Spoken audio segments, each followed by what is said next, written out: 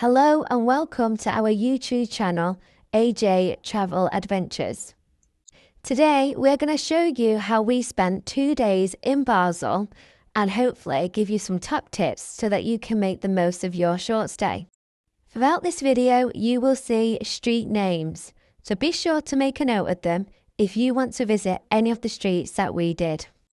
So let's get right into it. So first of all, we travelled from the UK, Manchester.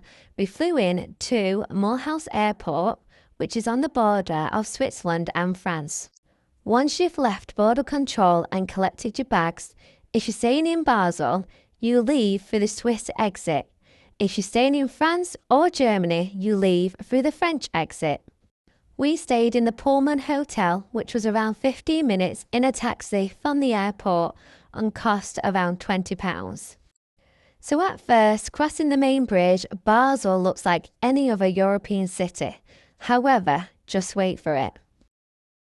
If you're staying in Basel, you can actually get public transport, trams and buses for free. Just make sure you collect your pass from your hotel. Now this is what we've been waiting for.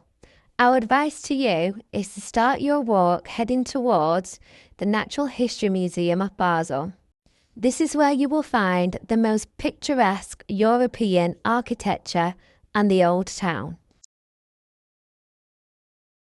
Head uphill until you come to this beautiful square with the amazing Basel Cathedral. You can enter the cathedral for free, or Basel Monster as it's known. If you want to climb the spire, you can do so, but there is a small fee to do this. If you wish to hire a bike, you can do so from Basel train station for around £20 a day if you have the Basel card.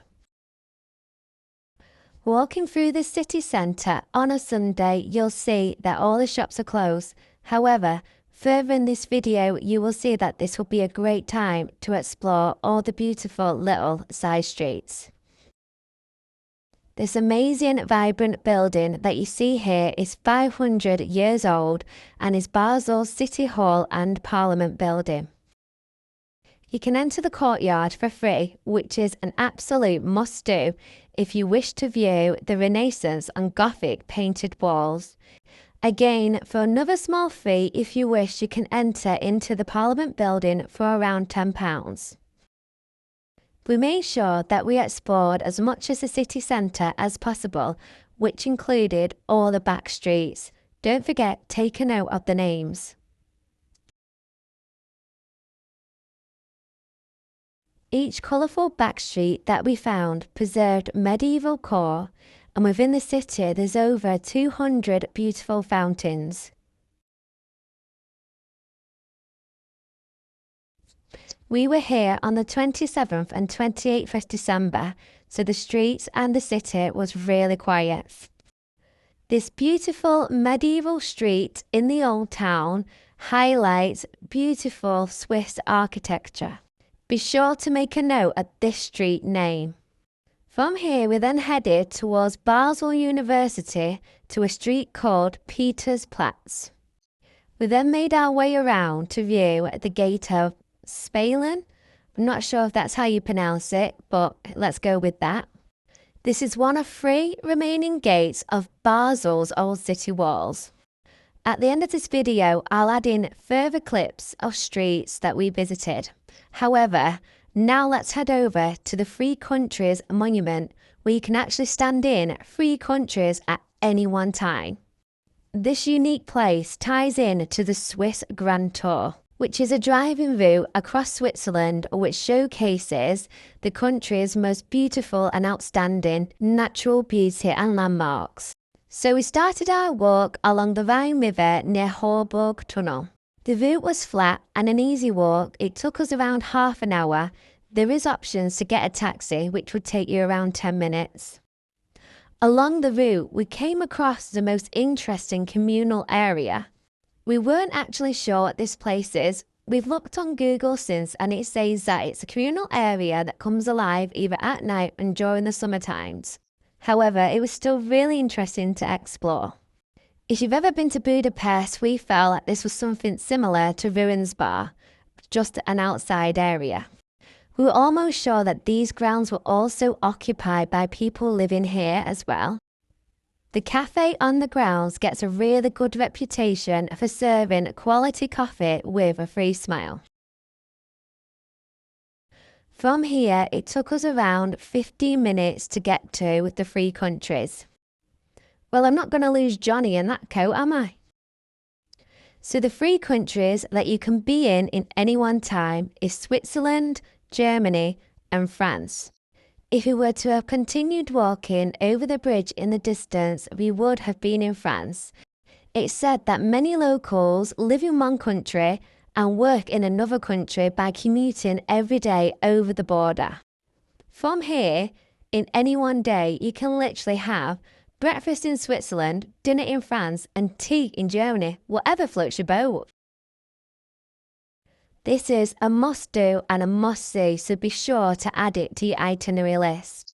We did all this on foot in one day in Basel.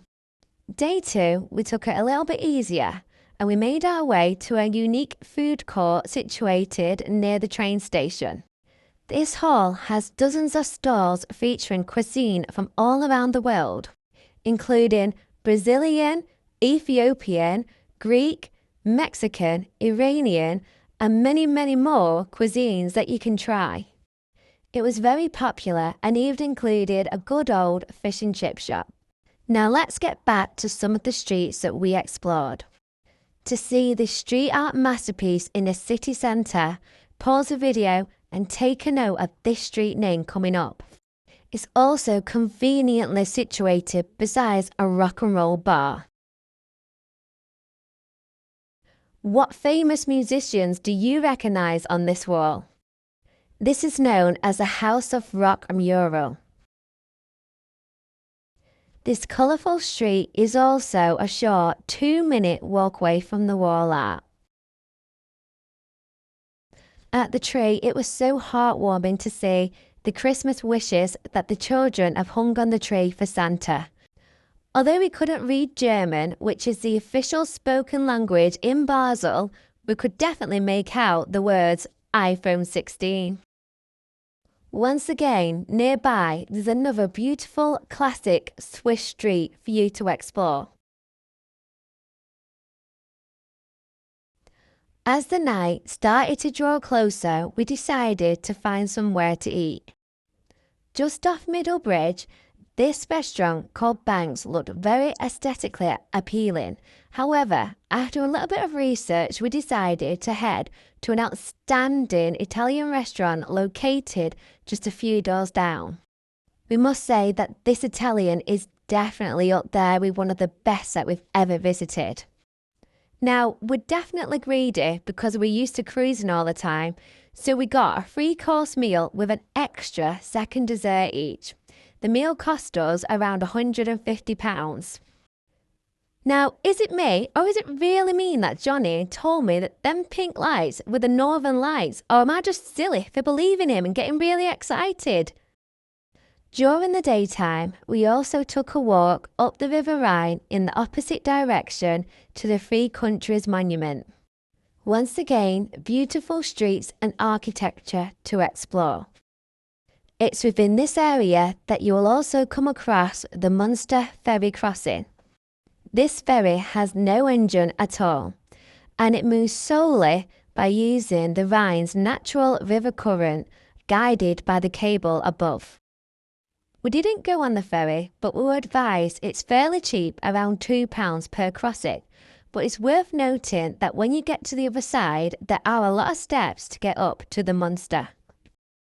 This now brings us towards the end of our video, but our adventure didn't stop there. We actually got on a train another day to Colmar in France.